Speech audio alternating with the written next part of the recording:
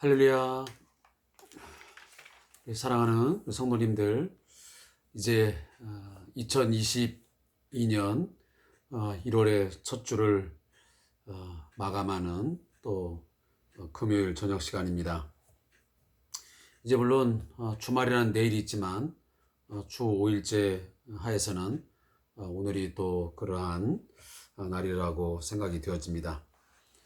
물론 내일도 아니면 또 주일날 일을 할 수밖에 없는 그런 불가피한 상황을 맞이하는 분도 있겠지만 어찌하였든 주 5일 동안 나름 여러분들 가정 내에서 또 직장과 사업장에서 열심히 수고하신 우리 모든 성도들에게 하나님이 주시는 위로와 또 여러분들이 성실하게 땀 흘리고 충성한 만큼 좋은 열매가 있어지기를 주의 이름으로 축복합니다.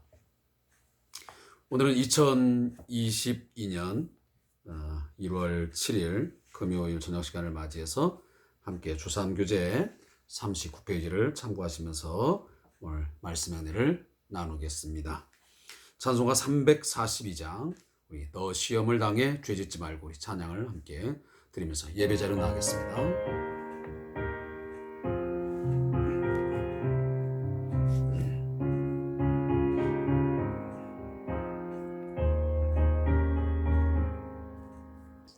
너 시험을 당해 죄 짓지 말고 너 용기를 다해 겁 물리치라.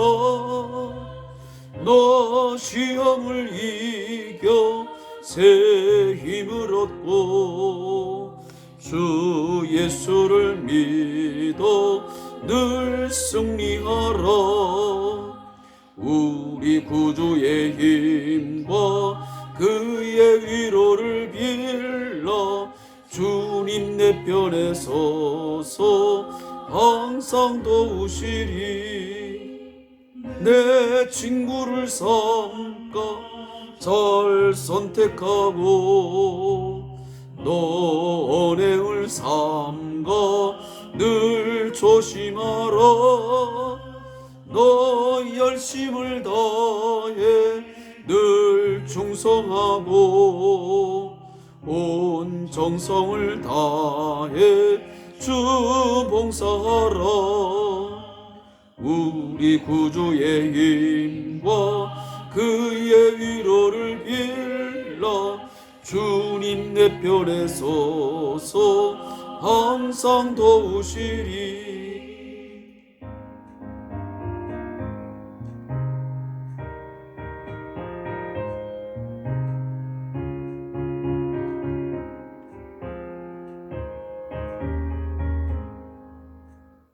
잘 이기는 자는 상 받으리니 너 낙심치 말고 늘 전진하라. 내 구세주 예수 힘 주시리니 주 예수를 믿어 늘 승리하라. 우리 구주의 힘과 그의 위로를 빌라. 주님 내 편에 서서 항상 도우시리.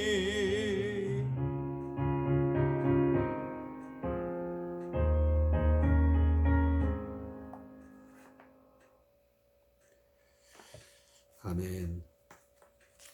오늘 함께 묵상할 하나님의 말씀은 마태복음 3장 11절부터 4장 11절까지 말씀을 함께 찾아 읽고 은혜를 나누겠습니다.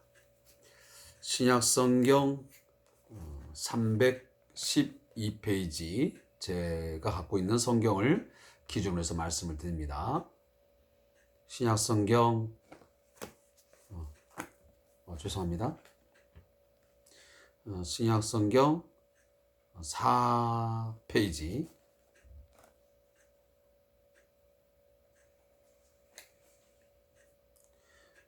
마태복음 3장 11절부터 4장 11절까지 말씀을 함께 읽겠습니다. 말씀이 있습니다. 나는 너희로 회개하기 위하여 물로 세례를 베풀거니와 내 뒤에 오시는 이는 나보다 능력이 많으시니 나는 그의 신을 들기도 감당하지 못하겠노라.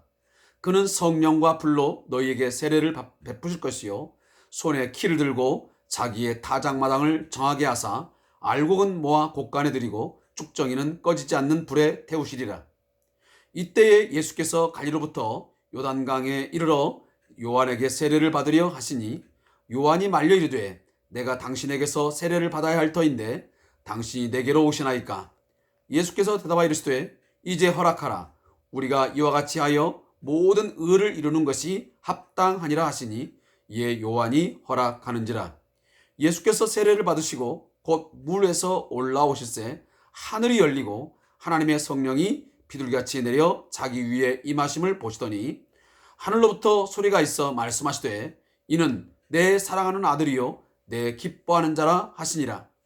그때 예수께서 성령에게 이끌리어 마귀에게 시험을 받으러 광야로 가사 40일을 밤낮으로 금식하신 후에 줄이신지라. 시험하는 자가 예수께 나와서 이르되 내가 만일 하나님의 아들이거든 명하여 이 돌들로 떡덩이가 되게 하라. 예수께서 대답하여 이르시되 기록하시되 사람이 떡으로만 살 것이 아니요 하나님의 입으로부터 나오는 모든 말씀으로 살 것이니라 하였느니라 하시니 이에 마귀가 예수를 거룩한 성으로 데려다가 성전 꼭대기에 세우고 이르되 내가 만일 하나님의 아들이거든 뛰어내리라. 기록되실 때 그가 너를 위하여 그의 사자들을 명하시리니 그들이 손으로 너를 받들어 발이 돌에 부딪히지 않게 하리로다 하였느니라. 예수께서 이르시되 또 기록되실 때 주 너희 하나님을 시험하지 말라 하였느니라 하시니 마귀가 또 그를 데리고 지극히 높은 산으로 가서 천하 만국과 그 영광을 보여 이르되 만일 내게 엎드려 경배하면 이 모든 것을 내게 주리라.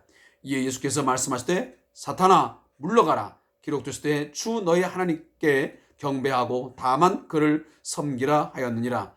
이에 마귀는 예수를 떠나고 천사들이 나와서 수종드니라. 아멘.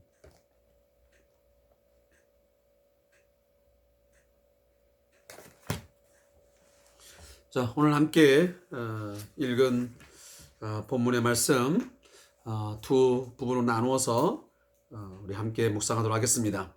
먼저 3장 11절부터 17절까지의 말씀은 세례를 받으신 예수님이라는 제목으로 쓰여져 있습니다. 이 본문의 내용은 세례 요한은 자신이 아무것도 아니며 메시아가 오시면 불과 성령으로 세례를 베푸실 것이라고 말합니다. 그런데 바로 그 예수님께서 세례 요한에게 나아가 세례를 받으십니다. 예수님이 세례를 받으시는 것은 모든 의를 이루기 위한 것인데 이때 하나님의 성령이 비둘기처럼 임하고 하늘에서 음성이 들립니다. 사랑하는 성도 여러분, 마태복음은 제가 계속 말씀을 드리겠지만 하나님께서 약속하신 메시아, 온 세상을 죄와 죽음으로부터 건지실 메시아를 보내시겠다고 예언하셨는데 그 예언한 모든 말씀들이 응하였다. 다시 말하면 성취되고 있다 라고 하는 것을 분명하게 하기 위해서 이 마태는 구약 성경의 예언을 거듭 인용하면서 이 예수님의 출생 그리고 그의 행적 하나하나들을 설명해 나가고 있습니다. 다시 말하면 예수님의 이 땅에 오심은 단순한 한 인간의 옴이 아니고 또한 그의 오셔서의 모든 활동, 그의 사역은 그가 임의로 한 것이 아닌 분명히 성부 하나님의 뜻을 쫓아서 그 일들이 이루어지고 있음을 분명하게 보여주고 있습니다. 특히 이 마태복음은 예수님의 그 메시아성을 나타날 때에 특별히 이 왕적인 이 모습을 가장 부각을 시키고 있습니다. 여러분들이 이미 알고 있지만 이 메시아라고 하는 말은 기름 부음 받은 자라는 그런 뜻의 히브리어인데, 당시에 기름 부음은 세 가지 직을 수행하는 자에게 기름 부음을 행하게 됩니다. 그 첫 번째가 왕입니다. 왕직에 임명되어질 때에 그에게 기름 부음을 취하게 됩니다. 그래서 사울도 다윗도 많은 이스라엘 왕들이 왕직에 임명될 때에 제사장을 통해서 기름 부음을 받아 공적으로 왕의 자리에 오르게 되고, 그리고 왕의 통치권을 행사하게 되었습니다. 두 번째가 바로 제사장입니다. 제사장도 임명될 때에 반드시 이 기름 부음을 받게 되어 있습니다. 세 번째는 바로 선지자입니다. 하나님으로부터 부름을 받아 선자직을 수행할 때 그에게도 하나님의 이 기름 부음이 있게 되어지게 되어 있습니다. 따라서 이 삼중직, 왕직, 그다음에 선자직, 제사장직, 이걸 보통 우리가 메시아의 삼중지라고 말을 합니다. 따라서 예수님은 이 세 가지 삼중직을 완전하게 수행하신 메시아라고 하는 것을 마태복음, 마가복음, 누가복음, 그리고 요한복음 이 등등 사복음서에 거듭거듭 말씀을 하고 있고, 그 기타 사도 바울도 이 예수님의 이 삼중직에 대하여서 곳곳에 말씀을 해주고 있습니다. 거듭 말씀하지만 이 마태복음 그런 부분에서 이 예수님의 이 왕적인 이 메시아성을 가장 두드러지게 강조하고 있다라는 것을 제가 거듭 말씀을 드립니다. 자, 오늘 먼저 3장 11절부터 17절에 보면, 자, 예수님이 오늘 세례 받으시는 장면이 묘사되고 있습니다. 자, 여기 부분에 보면 세례가 두 가지가 나타나고 있습니다. 한 가지는 물로 세례를 베푸는 것입니다. 두 번째는 예수님께서 베푸시는 성령과 불로 세례 줌입니다. 이 두 가지는 분명히 차이가 있습니다. 물로 세례를 받으면 우리가 죄를 씻음 받았음을 하나의 상징적으로 묘사해 주는 것이요, 또 하나는 지금 침례교에서는 물속에 사람을 이렇게 침수, 다시 말하면 잠갔다가 이렇게 다시 일으키지 않습니까? 이게 다 상징적인 행위거든요. 예수와 함께 너는 죽었다, 그리고 옛사람은 죽었고 다시 일으키면 예수의 그 부활하심과 함께 너도 새 생명으로 부활했다 라고 하는 것을 공식적으로 표식하기 위해서 그런 상징적인 행위를 하게 되는 것입니다. 그러나 우리 장로교에서는, 제가 속한 예수교 장로의 합동 측에서는 지금 약식으로 물을 3번 성부, 성자, 성령의 이름으로 이렇게 물을 뿌려서 약식으로 세례를 베풀고 있습니다. 하지만 물을 뿌리는 거죠. 그리고 똑같은 의미입니다. 물에 잠기던 아니면 물을 뿌리던 이 물이라고 하는 것이 더러움을 씻는 거잖아요. 그러니까 우리의 모든 더러운 죄들을 깨끗이 씻어낸다고 하는 그런 의미를 강조하기 위해서 그런 상징적인 행위를 하고 있는 것입니다. 따라서 오늘 말씀에 보면 이 세례 요한이 베푸는 세례는 물로 세례를 요단강에서 베푸는데, 그것은 우리의 죄를 씻음에 대한 상징적인 부분이라면, 오늘 장차 예수님이 오셔서 성령과 불로 세례를 베푸신다고 하는데, 이것은 단어는 2개지만 하나의 의미를 갖고 있습니다. 그건 뭐냐 하면 불이 뭡니까? 태우는 것입니다. 심판하는 것입니다. 우리가 소돔과 고모라 성이 불로 멸망하지 않습니까? 죄에 대해서 태워서 심판하는 것입니다. 따라서 예수님이 이 땅에 오셔서 성령의 세례를 베푸는 그런 시대를 열어가는데, 그것은 바로 종말이 시작되었다. 다시 말하면 하나님의 심판이, 죄에 대한 심판의 시대가 이제 도래했다, 시작되었다라는 것을 말씀하는 것입니다.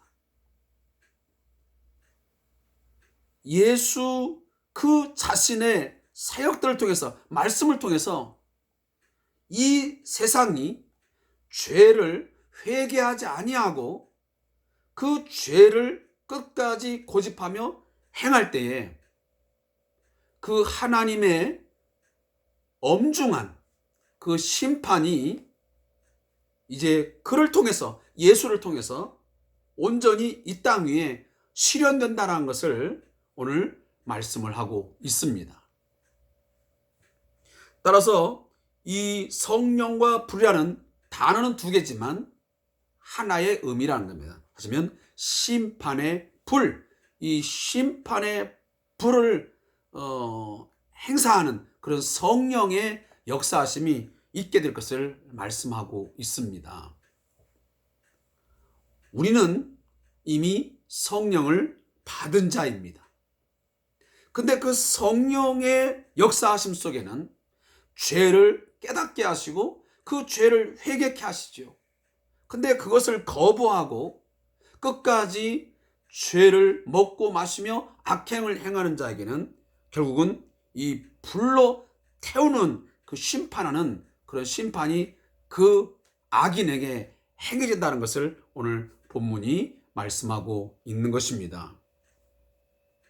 바로 그 이야기를 오늘 본문이 우리에게 해주고 있는 것이죠. 그래서 이제 예수님이 세례 요한으로 하여금 이제 세례를 받을 때에 어떤 현상이 일어나냐면, 지금 하늘이 열리고 하나님의 성령이 비둘기같이 내려 자기 위에 임하시니라. 여기 보면 하늘이 열린다고 합니다.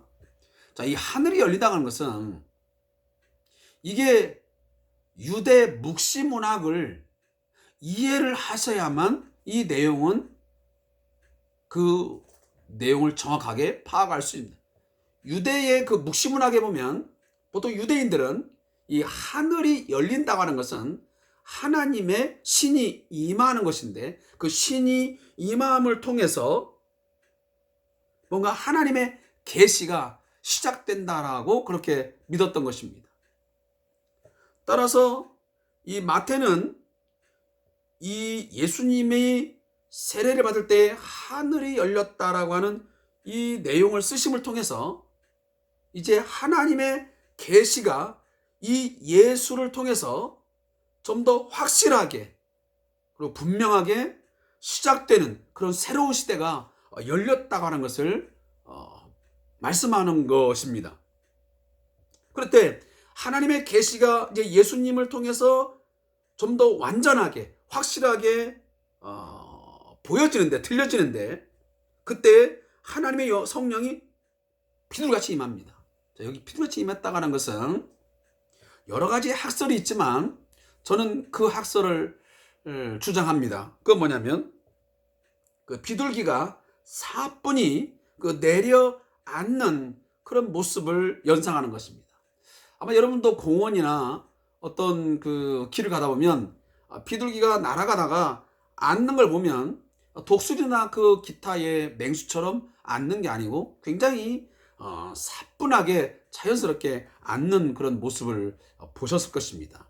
따라서 이 표현은 하나님의 성령, 다시 말해 하나님의 영이 예수에게 어떤 사뿐히 임하시는 그런 것을 묘사하기 위해서 이러한 단어를 사용했다라고 오늘 말씀할 수 있습니다.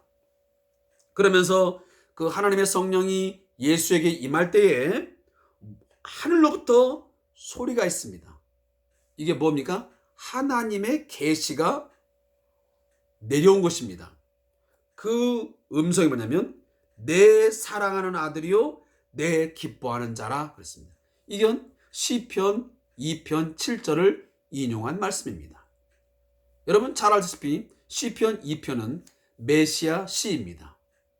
다시 말하면 구약의 메시아의 예언에 관련된 시의 한 부분인데, 그 부분에 보면 하나님이 보내시는 이 메시아, 그는 분명 하나님의 왕권을 가지고 이 땅에 오시는 분인데, 그는 바로 하나님의 아들이라고 말씀하고 있습니다.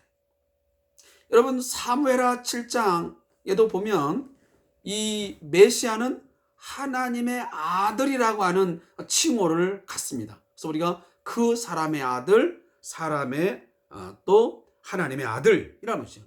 그래서 여기 내 사랑하는 아들이라고 했습니다. 그러니까 하나님께서 유일하게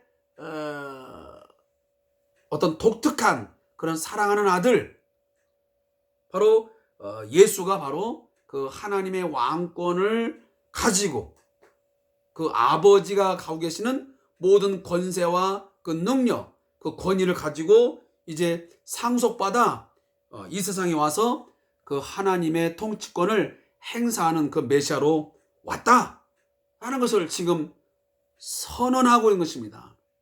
지금 예수님의 어떤 그 공적 사역을 시작한다고 하는 어떤 선언식이에요. 우리가 이제 올해 3월 9일 날 이제 대통령 선거가 있게 되면 이제 5월 달이 되면 공식적으로 대통령이 이제 직을 수행을 하게 됩니다. 그때 우리가 공식적인 그런 행사를 치르지 않습니까? 그러면 대통령이 온 국민들 앞에 선서를 하고 이제 그 대통령직을 수행하겠다고 하는 선언을 하게 됩니다. 그러면 이제 모든 국민들이 이제 모든 정권이 전 정권에서 현 정권으로 넘어갔음을 인정하고 이제 지금부터는 그의 통치권에 의해서 이제 의지하고 순종하면서 나아가야 되는 것처럼, 이 예수님의 지금 요단강에서의 세례받음 속에서 이루어지는 모든 일들은 하나님의 아들, 그 메시아로서 왕적인 권한을 가지고 이제 이 세상을 통치하는 그 메시아, 그 하나님의 아들로서의 왕이심이 공식적으로 선언되는, 뭐 요즘 말하면 어떤 대통령 공식 뭐 어떤 그 시작의 어떤 행사 뭐 이런 것으로 우리가 좀 비유할 수 있다라고 생각이 되어집니다. 그런 것을 오늘 본문이 우리에게 말씀하고 있는 것입니다. 뭐 오늘 내용이 그렇게 좀 쉬운 내용이 아닙니다. 그러나 제가 이런 내용을 그냥 아무렇게나 쉽게 하고 넘어가기에는 이 내용들이 너무 중요하기 때문에 좀 내용들을 좀 많은 부분을 설명을 했습니다. 그러나 제가 한 내용들을 한꺼번에 다 수용하기는 굉장히 어렵습니다. 제가 좀 참고적으로 말하자면 에스겔서 36장 25절을 여러분들이 꼭 읽으셔야만 그 예수님의 세례를 좀 이해할 수 있습니다. 그래서 36장 25절 전반부에 나오는 그 물로 신다는 표현은 세례 요한의 사역을 말하는 것이고, 그 뒤에 나오는 뭐 새로운 영을 통해서 어떤 새로운 마음, 그 새로운 심장을 준다는 그런 마음들은 바로 예수님의 이 세례를 의미하는 그러한 구약의 예언을 이 세례 요한과 그 예수님을 통해서 지금 성취한다는 것을 보여주는 이런 문맥입니다. 그런 이야기들은 나중에 한 번 더 설명하기라고 이 정도 하고 넘어가겠습니다. 자, 또 한 구절은 자, 오늘 보면 시험을 받으신 예수님 나옵니다. 4장 1절부터 11절 말씀입니다. 자, 이 부분도 그렇게 쉬운 본문이 아닙니다. 굉장히 많은 설명이 필요하는 구절인데 오늘 제한된 시간이기 때문에 그냥 최소화해서 말씀을 드리겠습니다. 자, 예수님이 지금 성령에게 이끌려 마귀에게 시험을 받습니다. 마귀가 이끌어가는 게 아니었습니다. 성령에게 이끌려 마귀의 시험을 받습니다. 그렇다면 이 마귀의 시험은 우연히 일어난 사건도 아니고 불가피하게 일어난 사건이 아니고 이건 하나님의 계획 속에서 성령의 인도하심으로 이루어지는 한 메시아로서의 한 부분의 사역이다 라고 하는 것을 말씀할 수 있습니다. 결국 첫 아담은 에덴 동산에서의 첫 아담은 시험에 실패했습니다. 그렇지만 둘째 아담이시면서 모든 하나님의 백성들의 대표인 예수님, 그는 그 시험에서 이겼습니다. 그리고 사단이를 쳐 부서뜨렸습니다. 그리고 그 안에서 새로운 시대, 다시 말하면 낙원을 회복하는 그런 새로운 시대를 열어주셨습니다. 그런 이야기를 오늘 하기 위해서 이 세 가지 시험을 받고 있습니다. 한마디로 말하면 첫 아담이 시험받았던 게 무엇이었습니까? 철저하게 하나님을 또 하나님만을 의지하고 순종하여 살 것이냐, 아니면 아담 자신에게 있다라고 착각하게 했던 그 마귀의 유혹에 속아서 얼마든지 내 안에 있는 어떤 자원, 능력 가지고 나의 삶의 어떤 안녕과 그리고 어떤 생명을 유지할 수 있다 하는 것을 믿게 하든지 둘 중에 하나입니다. 하나님만 의지하고 순종하여 나의 생명과 안녕을 보장받는다라고 믿고 살 것인지, 아니면 하나님을 의지하지 않고 순종하지 아니해도 그냥 내 주장을 따라서 내가 생각하고 내가 계획하고 내가 가진 것 가지고 그냥 살아갈 수 있는 것처럼 그것을 믿고 그냥 순종하며 세상을 살 것인지. 그러나 마귀는 끊임없이 유혹했습니다. 뭐라고? 네가 하나님을 의지하고 순종하지 않아도 얼마든지 인간 네 스스로 네 힘으로 너의 생명도 너의 안전도 모든 것을 다 보장받으면서 살아갈 수 있다라고 유혹한 것입니다. 이게 마귀의 속임수죠. 결국은 그 마귀의 소나귀에 집어넣어서 그 마귀를 따라 마귀를 의지하고 마귀를 순종하면서 살게 하기 위한 그런 하나의 모략이죠. 거짓이고 속임수고.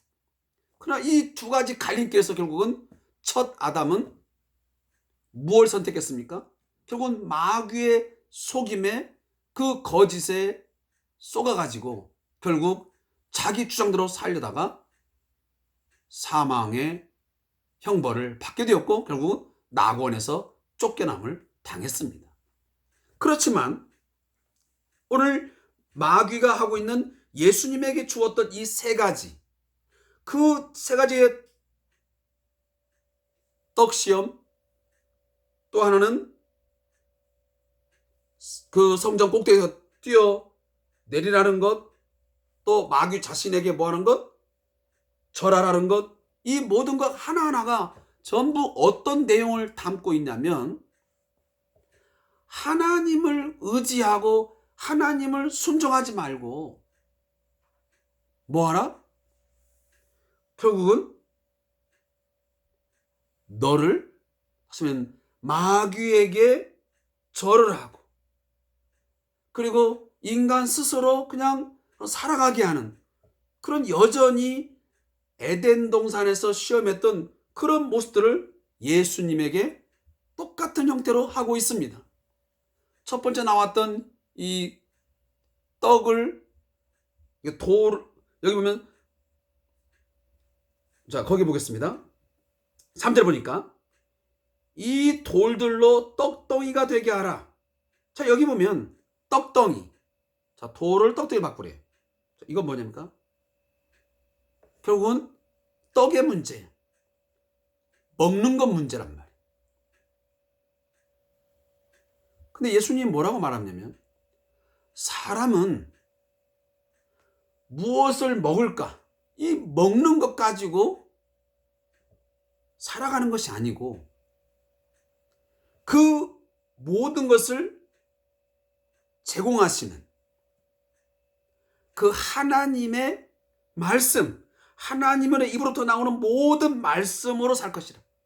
그러니까 하나님이 하시는 말씀에 의지하여 순종하여 살아갈 때에 인간의 의식주, 먹고 마시고 입는 모든 것들이 해결돼서 삶을 살아가는 것이지 단순히 그 떡 하나 먹었다고 해서 사느냐, 그것으로 사람이 살 수 있느냐, 그렇지 않다는 것입니다. 그런데 사실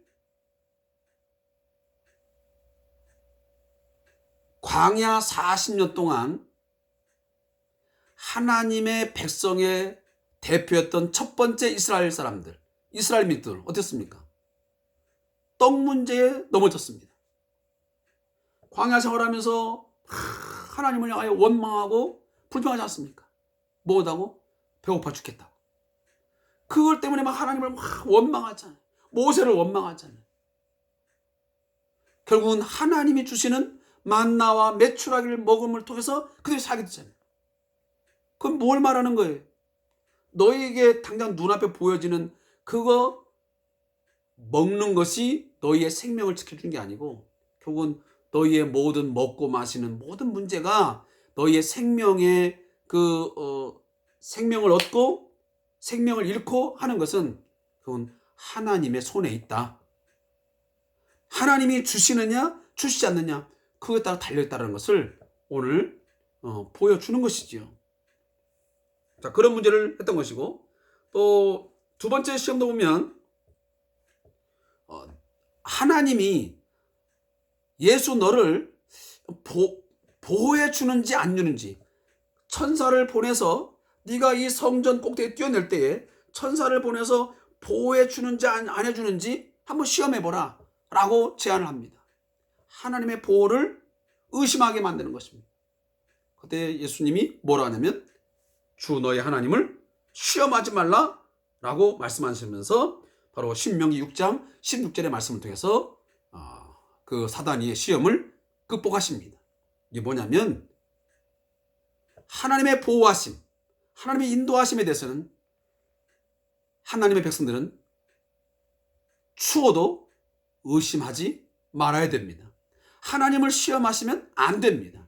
정말 하나님이 이러한 것에서도 나를 인도하실까? 나를 보호하실까? 여러분 그런 염려와 걱정 절대로 하지 마시기 바랍니다. 어떤 상황에 우리가 내어 몰려도 우리가 하나님을 의지하고 순종하고 살면 하나님은 자기 백성을 철저하게 순종하시고 보호하심을 믿으시기 바랍니다. 그런데 이 마귀는 예수님에게 그렇게 시험했던 것입니다. 너 하나님이 정말 보호해 줄까? 정말 하나님이 너를 정말 안전하게 해 주실까? 라고 시험을 거는 겁니다. 그때 예수님은 하나님의 그 보호에 대해서 절대로 뭐 하지 말라? 시험하지 말라고 말씀하십니다. 또 하나는 마지막 천하만국과 그 영광을 다 보여주면서 내게 엎드려 경배하면 이 모든 다 주겠다고 합니다. 이 땅의 모든 것들이 결국은 아담이 불순종하고 죄를 지음으로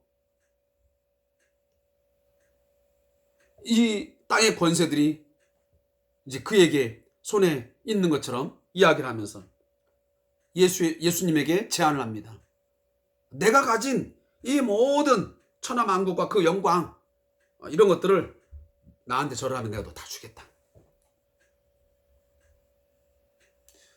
자, 이것은 무엇을 의미하냐면 예수님은 이 땅에 뭐하러 오셨습니까?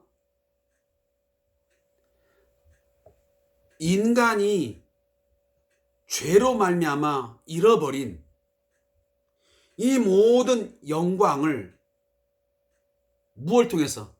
자신의 십자가의 죽으심과 부활을 통해서 다시 회복시켜